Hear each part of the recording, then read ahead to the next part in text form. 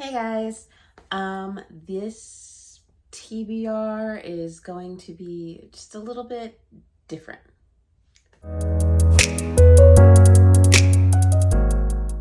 Hey guys, if you are new here, welcome to the Book Path. I'm Nicole, and if this isn't your first rodeo, thanks for sticking around.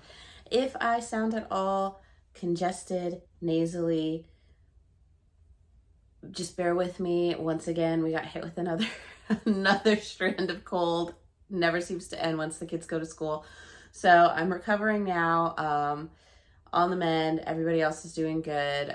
Ears are a little clogged, nose is a little clogged, and I've got an occasional cough, but you know what? I will take it because it could be worse. So I'm grateful that it's not. But with that being said, this TBR is going to be a little bit different. I know normally around this time I would be doing November's TBR, but I decided after looking at some things that we are just going to do an end of the year TBR. And basically that means that this TBR is going to be for both November and December, because when I looked at a little bit of my stats, usually on Goodreads, I try to do 100 books every year, and I did that fine last year. This year, I'm at 72, which doesn't seem that bad, but when you think that we only have November and December left, that leaves a lot left to get to that goal, and I would really love to get to that goal. On top of that, when I looked at my little series spreadsheet, we have started 61 series this year that we have yet to finish. Some of those I am up to date on, and I'm waiting for the newest book to come out, but there's a lot that still needs to be completed or finished. So I decided that I am going to take a bit of a bit of an example from Final Book Support Group, which will be happening in November, and Clear Your Shit, which I won't be participating in for November, December, but I am taking the idea of, hey, let's finish stuff. Let's clear off our shelves, whether that be your bookshelf for your actual physical copies of books, or that be your Kindle, your Libby library, everything. Let's just start working through and finishing off some things. Let's check some things off and, just get her done, So that is kind of what the idea is between November and December. Now, I will be doing the Final Book Support Group, which I believe is from Friday, November 3rd through Monday, November 6th, I want to say. I will be participating in that. I just don't have any set thing. I'm not going to be using the prompts that she has. I'm just going to read kind of what I'm set to read, considering I am now making November and December my own version of Final Book Support and just using it as guidelines. So I will be participating in that, hence wearing my wonderful Final Book Support Group shirt again. But we do have a few other things for some book clubs and challenges that we were doing that we need to get finished for the end of the year. So I'll be going over those first, and then I will let you know kind of what my goal series are to get on. I have my wonderful cart here that is full of notes and things to keep us on track. Now, with that being said, once December rolls around, instead of doing like a TBR, I might do an updated TBR to tell you where I am in the process. And if I'm getting through these faster than I thought, then I will probably add more to it, and then I will announce those at that time. So there may be a sort of updated TBR video for December, but other than that, this video is going to basically be it. Okay, so getting started for the month of November, before I even get started into the readathon challenges that I have to finish, I was so kindly given an advanced reading copy of No Safe Haven by author James Lloyd Doolin. I was really excited to get this. I read the copy of No Heart for a Thief, which I have down here. And so I am really excited to get started on the second book. As you may know, No Heart for a Thief is up right now for the SPIFBO Awards. I don't know if the finalists have been announced, but I do know that he is up for an award for No Heart for a Thief. So congratulations on that. Well-deserved, because it's an amazing book. This picks up basically, I don't know too much about where it's going to go, but you have basically in the first one you had, is it Kalo? Let me grab it right here. Yes. So in the first one, you met the characters of Kalo and Tayan, and I hope that I'm pronouncing those right. And they are set amongst this backdrop of like basically this big political fantasy. You have different factions vying for different things, and among that, you have people who have elemental powers, and they can kind of work with them and bend them. Like, to me, that's the only way I can really describe it. Like, if you've seen Avatar: The Last Airbender, it reminded me a lot of that, the way that these people were able to work with the elements. So you have that thrown across this political background of people vying for power, people who say that the people with elemental power shouldn't have any. There's almost, I want to say, like a religious zealot kind of faction in there as well, vying for power. And you have Kalo, who's kind of a hermit out in the woods. He saves Tayan after she's being attacked by some soldiers. And it's kind of taking on, as he would call it, a mentorship between, if you've watched Game of Thrones, the Hound and Arya, and how, that kind of plays out. After reading it, I don't know if I would say it was the Hound and Arya. I think I would say it was more like when Arya goes to learn to fight and she meets the, what is it? Is he the faceless man or whatever? The one who always changes his face. And he's trying to teach her about what it is to kind of be a fighter and when to fight and when not to fight. And that kind of feels more like this. I mean, I know the Hound did it a little bit as well, because he wanted to protect Arya from becoming like him. And so that kind of happens in here, only it's done through Kalo kind of telling his story and Tan kind of like learning on her own about it, as well as like learning some of the more powerful things, like how to actually work with her elements. And it did leave off on a cliffhanger. They are journeying and they end up in a town, and someone from Kalo's past has now come up, and they might be wanting to use Kalo for their own purposes. I don't know. So that is where this story is going to pick up. I am extremely excited to see what's going to happen.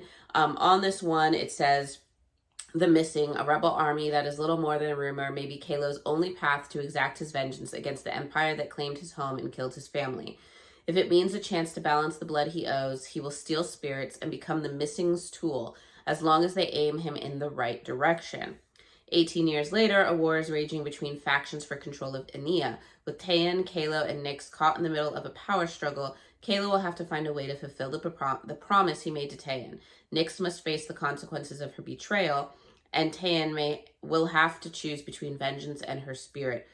When blood is owed, virtues will be challenged. So this one sounds like it might be even more action-packed, and things coming to a head, So, like I said, very excited to get to this. Unfortunately, when I got it, I had already had my October TBR, and so this book will already be out. I think it came out October 26th, I want to say. But either way, this book will already be out, so look forward to reading it. I will let you know so that you guys can go pick up your copy and continue the journey in this world of Malitu. So that will be the first thing that I am getting to in November. After that, we still have to get to our challenge accepted jar. And if you remembered, I ended up picking Shadows and Magic by Helena M. Craigs, which was a series suggested by W.A. Edwards. I did not get a chance to get to that yet. So I'm going to go ahead, and I know that I usually have 2 months to do it, which would give me October and November. So hopefully I will go ahead and get that done in November. As from memory serves, this is about a group of young kids who have abilities. One is kind of more for the dark, and he has feelings for one of the girls who's more like, I guess, angelic. And so it's kind of their battle against evil, while at the same time, he doesn't want to succumb to the evil that he feels might be within him. That's my kind of takeaway from it so far. But I will let you know how that one turns out. But that one will be getting read as well. So that way, hopefully in December, I will be able to pick a new pick for the TBR jar. Now, if that wasn't enough, we are going to be adding an extremely chunky book. This thing is over 1,000 pages, and that is Gone with the Wind by Margaret Mitchell. This was on my 40 before 40. I decided not to put it in the challenge accepted jar because I do have a special little project that I am trying to work on with this book. It probably will not happen until early December. So I'm trying to give myself 30, I think it was 32 days to kind of read Gone with the Wind before that project takes place, which obviously I'm not going to tackle this all on one go. I'm probably going to read a little bit every day. And I think if I read, I think it was like 35 pages a day, that I should hopefully have it done by the time I want to take the project. Now, I know right now this is a very controversial book slash movie because of its dealings with Black culture and slavery and the antebellum South. I grew up with the movie and I do love the movie. I love the characters in the movie. I love the story, but I do also acknowledge that there are some problematic things in there. So I'm going to read the book and see how that goes, and then probably watch the movie and have my little project, and that will all be on one thing, and we will go over that and see how things are handled with this. So once again, this will be the big project kind of encompassing November.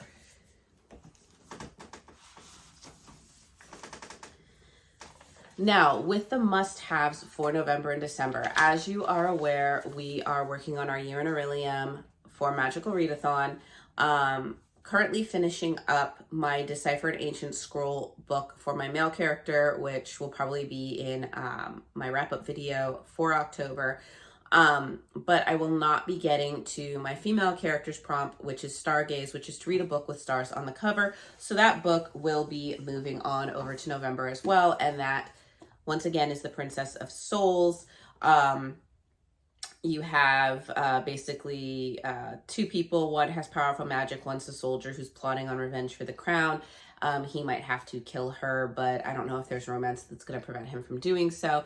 But like I said, stars on the cover, it has a few little stars with the moons. So that's going to go ahead and continue that. And I'm going to try to keep, I know I've had some explanation on the other ones. I didn't do one on Gone with the Wind because obviously it's kind of well known. So I felt like a lot of people should probably know what that one's about. Otherwise, it's antebellum South, girl in the South growing up and her romance and all that stuff. But getting back to this, now for November's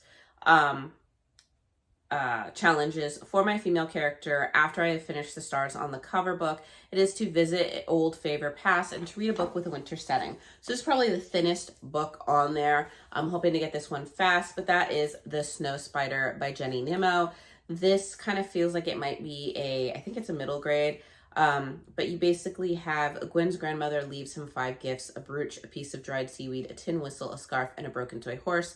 She tells him they will help make him a magician, but can Gwen use them to bring his missing sister Bethan home? So that is kind of like a little wintry adventure piece for that challenge. Hopefully get through that one quickly. And then for my male character, it is to read a transformation spell, which is to read a mystery or thriller. So once up again, you've seen it before. This is Final Girls by Riley Seagar. I have not read a Riley Seagar. This would be my first one. But this is all about the girls who survived some sort of massive traumatic event, a serial killer or something of the case. And now one of them is found dead and they're wondering if the killer is back on the loose and they might have to try to survive a second time. So those will be my challenges for the month of November. Once December happens, we have our 2 final challenges for Magical Readathon. For my female character, it will be to go to Wallace's Winter Wanimal Shop, and that is to read a holiday read. So I will have one holiday read at least in here, and that is The Afterlife of Holly Chase by Cynthia Hand. I have been wanting to read this for I think 2 years now. I finally got my hand on it 6 months ago or something, and I've been saving it. But this is kind of like a Christmas Carol retelling in a funny way. You have on Christmas Eve 5 years ago, Holly was visited by 3 ghosts who showed her how selfish and spoiled she'd become. They tried to convince her to mend her ways, and she didn't do it. And then she died. So now she's stuck working for the top secret company Project Scrooge as the latest ghost of Christmas past. And so far, Holly's afterlife has been miserable. but this year's Scrooge is about to change everything. So I thought it was kind of funny, kind of interesting to see what's going to happen. And it says every Scrooge deserves a second chance. So we'll see. It should be fun. But that will be my pick for that. And then for my male character is you turn into the Phoenix, so you need to read a book with fire in the title. And Cassidy over at Covers with Cass, I think she'll be proud because I am going to be picking up Ignore the Sticker Fireborn by Rosaria Munda. What I know about this is I think it's two siblings and dragon riding and wars on horizon. And I don't know if the kids end up on different sides. I'm not sure. But there are dragons, so she would be proud. And I've heard that this is supposed to be really good. A lot of people have said good things about it, including Cass. So I will be reading that. And then, with all those being done, I should have adopted a cute baby poof otter for my female character, and I will have the power to shapeshift into a phoenix for my male character. And my year in Aurelium will be complete at that point. That doesn't seem like very much for 2 months. I mean, even despite the fact that Gone with the Wind is 1,000 pages. So, like I said, now we are moving on to my Get Her Done categories, which is to finish series that I have started, whether it be through physical or ebook. So, to start that off is the brand new book I ended up getting yesterday, and that is A Curse for True Love by Stephanie Garber. This is the final book in her Once Upon a Broken Heart series. I have read the other two. This is going to be the great finale. I don't want to get ahead of it, but you have a young girl who almost lives in like a fairy tale-ish world. There are gods, there some sort of secret prophecy that she may be a part of.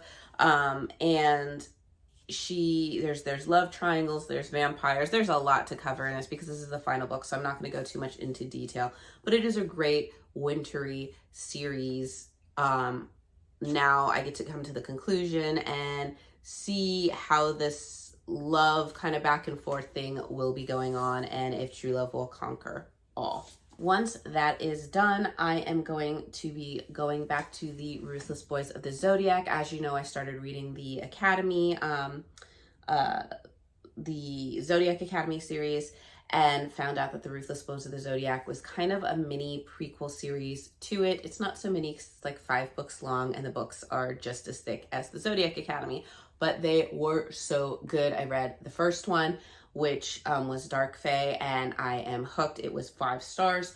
So I am going to be finishing them, and for that you have Savage Fae, Vicious Fae, Broken Fae, and Warrior Fae. And those are the 4 books that I will have to continue to read for this series to be complete.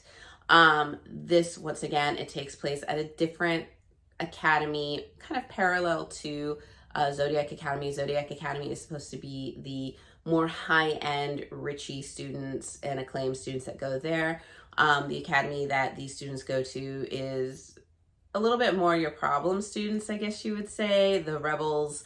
There are 2 gangs that are kind of vying for control both in the school and outside of it. And you have one girl who her brother was killed, and she was told it was from a drug overdose, and she does not believe that at all. She thinks he was murdered. So she has now enrolled in the school to figure out what happened to her brother, all the while being kind of put in this reverse harem situation with the 4 kings of her school.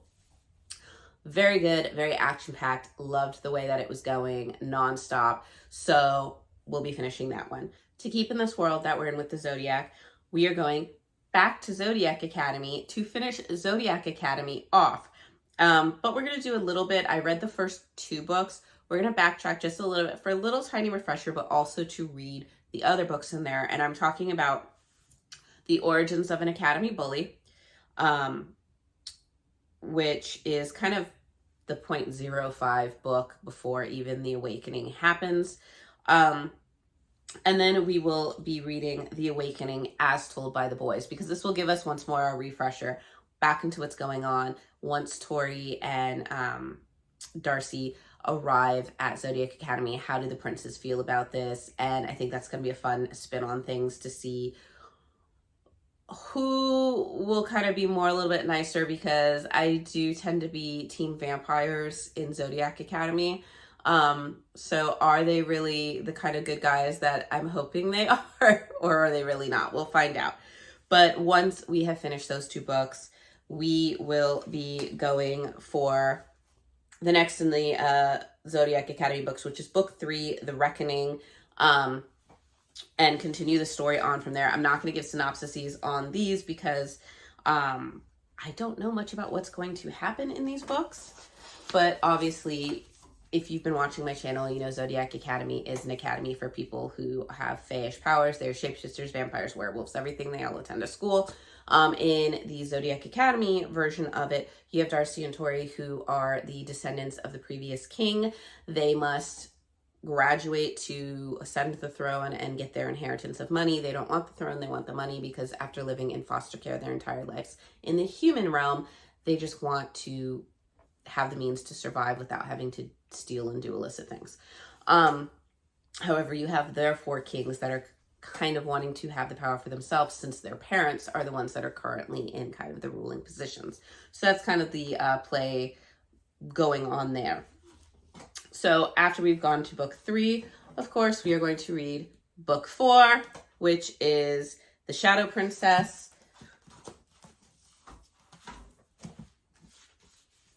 And book 5, which is Cursed Fates. These are the last of the physical copies that I have, but we will be finishing out the series with, like I said, I'm going to be reading all the little mini novels and things as well. So you have the big ASS party, which always cracks me up. That is book 5.5. Then you have Seth on the Moon, which is another little mini story. That's 5.6. Fated Throne, which is book 6. Heartless Sky, which is book 7. Book 8 is Sorrow and Starlight, and book 8.5 is Beyond the Veil. Now, I just found out that there will be another book in the series that will be coming out in 2024. So once I have finished all these, I will be completely up to date with the series. It will clear out, as you can see, quite a few books on my series list. So it is a big, massive project alone with just that. So we will probably be spending majority of November in the Zodiac Academy world. Now, these ones will probably be more towards December, but we're going to go ahead and throw them in anyway. And for that, we are going to be adding and getting up to date in our Katie Roberts Mafia series. So we are going to be reading Twisted Secrets by Katie Roberts. Once again, this is in the Mafia series that takes place outside of Boston. This one had, what was it? Dark Succession, Heated Rivals. Really loved Dark Succession. Heated Rival was decent. I just wanted a little bit more of that enemies to lovers romance. So in this one, we are taking on the brother of I think it was the Shanahans. Is it the Shanahans? Or the Callahans? The Callahans? I can't remember the name of the family. I know. You know I'm bad with names. But anyway, we have Killian, who is the brother to the brother from the first book and the sister main character from the second book. So it's now his romance turn. You got a little bit of a glimpse of this when he went to, there was a bar scene and he met the bartender, who's like this hot new young girl, who's kind of, a tough baddie in her own right. So this is their kind of love story and where it's going to go. Kind of gives me not necessarily enemies to lovers, but kind of like strong, independent female. Obviously, he's a little bit headstrong playboy. They're going to butt heads, probably a little bit of witty repartee, and looking forward to it. But this will bring us up to date in that series. Next, we are going to finish up another series with The Ashes and the Star-Cursed King by Carissa Broadbent. This is the last book in the Crowns of Nyaxia. We read the first one, which was Serpent and the Wings of Night. We also read the 6 Crimson Roses. So this is the final book in that world. You have the vampire world where there were 2 factions ruling. There was a competition that happened, and I don't want to give too much away, but now you have a new king that has happened. There's also probably going to be a lot of enemies to lovers, based on how the story between, I think it's Rain and Araya, kind of left off in the first book. So I know that's very vague, but all you need to know is it was really, really good. I believe I gave it 5 stars. The 6 Scorched Roses, I think I gave like maybe 3. It wasn't as impressive. The only thing is I'm hoping that the characters from that, from 6 Scorched Roses will make an appearance in here, because then it will kind of make sense as to why that novel was kind of put into this world. So next up is to finish another series, and that is the Twisted series by Anna Hong, by reading Twisted Hate and Twisted Lies, because once these are done, the entire Twisted series will be done. We have already read Twisted Love and Twisted Games. I will say I think I loved Twisted Games a little bit better. I will say with these series, the romance so far and the spice so far has been more on the male aggressive bossing the girl around in the bedroom type of stuff. So we will see if that kind of continues. It's not, really my thing, but it fits the stories, if that makes sense. So in Twisted Hate, we have the story between Josh and Jules. And Josh, I remember, is the brother of the girl in the first book. So as the books have kind of gone on, Josh and Jules have kind of been butting heads. This is going to be probably a big enemies to lovers thing going on. But in Twisted Games, they are missing from a party that is going on. And obviously we now know maybe they were sneaking off to be together. I don't know. So we'll see how that one goes. And then Twisted Lies is the last one. And this is Christian and Stella. Stella has always been the quiet one kind of in the group. So it'll be interesting to see a lot more of her personality shine up. Christian is the boss of the bodyguard from Twisted Games, which was the second book in this series. So once we have these, series will be done. And like I said, more chunky books to add to it, because, who doesn't love a chunky book this time? And speaking of chunky books, next one on the list is one that I've been trying to get through for a while. I've had it since January. This has literally been a year-long task, so it needs to get done, and that is The Chain of Thorns by Clir. This is the last book in the Lost Hours series. We have read the Infernal Devices series, and I adored that. This one I'm enjoying, not as much as the Infernal Devices, but I am enjoying it. And once I am done with this bad boy, I will hopefully get to the Mortal Instruments series. However, there is supposed to be a first book in a new duology or trilogy or something that's coming our way that may take place after this one, but before Mortal Instruments. So we'll see how it's going to turn out.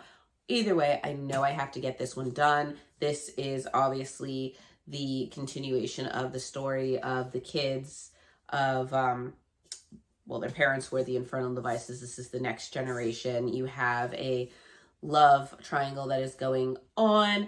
You have obviously evil forces at work trying to cross over. I think it's like an evil god, and he's trying to cross into the realms to take control of the human realm and come back through.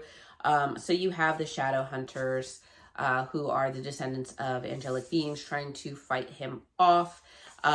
Once again, I love the world building in this, because I love the werewolves, the vampires and everything. And obviously I think it's Magnus Bane. It's been a while since I've been in this world, but Magnus Bane, I believe, is the warlock sorcerer guy that I'm just loving consistently from Infernal Devices until now. He's great.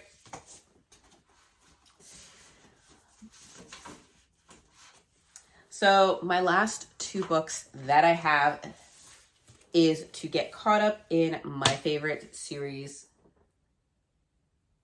this year, last year. It's just one of my favorite series, and that is the Blood and Ash series, by reading The War of Two Queens and Soul of Ash and Blood. Obviously, I love Poppy and Cass. I am a huge Cass fan. And now you're bringing in some of the characters from the Light and the Flame and the Shadow and Ember series. So now you're having the mashup of them into this world that I just cannot wait to keep things going, especially now that I know, I think in November, I am getting the next book in the Shadow and Ember series. So being able to have these done so that I can tackle that will be nice. Plus, then I will be up to date on this series for when the next book comes out, which will be fantastic. So once again, you have in Blood and Ash, you have the story of Poppy, who is considered the maiden. She survived kind of like this zombified vampire attack is really all I can say that they are. They're called, like, I think they're called the Craven or something. And she survived the attack, so she's been kind of hailed as this maiden. She's set to ascend, whether that means she'll be turned into a vampire or not. Is beyond her. She has no idea what will happen, only that she is needed for the ceremony to ascend all these second-born children. But all is not what it seems. The vampire lords that they have may not be what they seem. There is a race of Atlanteans, which seem to be higher vampires, if you will. It's a very interesting world, very interesting mythology. But the war between the Atlanteans and the vampires and the myths that kind of brought them into being are now coming to a clash, and sides are being chosen. And there is now going to be a war of two queens. If you know who they are, then you know who they are, but I am not going to spoil it for you because, like I said, this series, this world is like my favorite. So let that be encouragement for you to pick these up. You will not regret it. I love these series. Although I have heard that not a lot of people are liking this one because they're saying it's almost like a retelling of the first book just from the male's perspective. But if you know me, you know I like the dual POVs. You know I like hearing from the guy's perspective when he sees the girl and how he feels about her, because we don't really get that in real life. You know, you don't get to see how the other person kind of feels and their story and their emotions. And I feel that she does a really good job of giving that to us. So I'm curious to see the story from Cass's side and see what goes on. But that rather long list of very thick books is what we are going to try to attempt for the end of the year.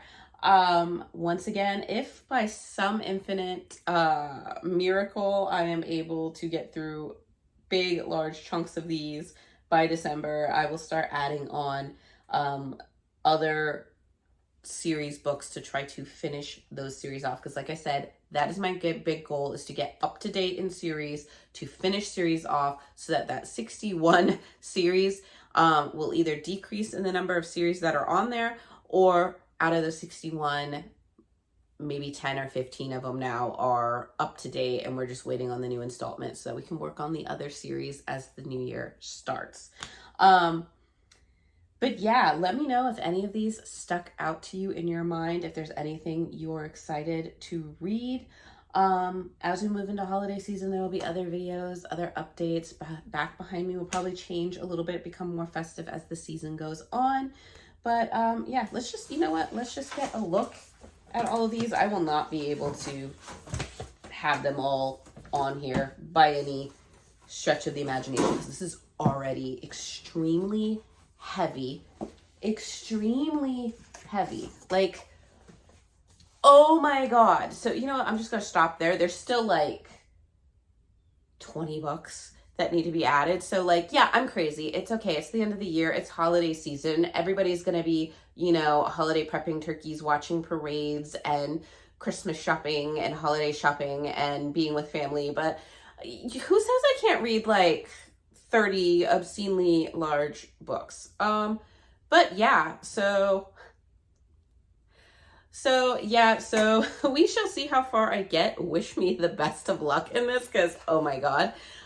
Thanks for sticking around to the end of this video. I know it was a little bit longer than some of my other ones, but like I said, that's because it's November and December all wrapped in one.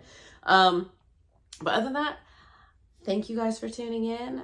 Like I said, best of luck on this. Best of luck in your holiday season, as well as whatever reading plans you guys have going on. Let me know in the comments below. Stay warm as it gets colder out. It's probably already snowing for some of you guys somewhere. I don't know, but stay warm, stay healthy, and I will see you guys in the next video. Bye.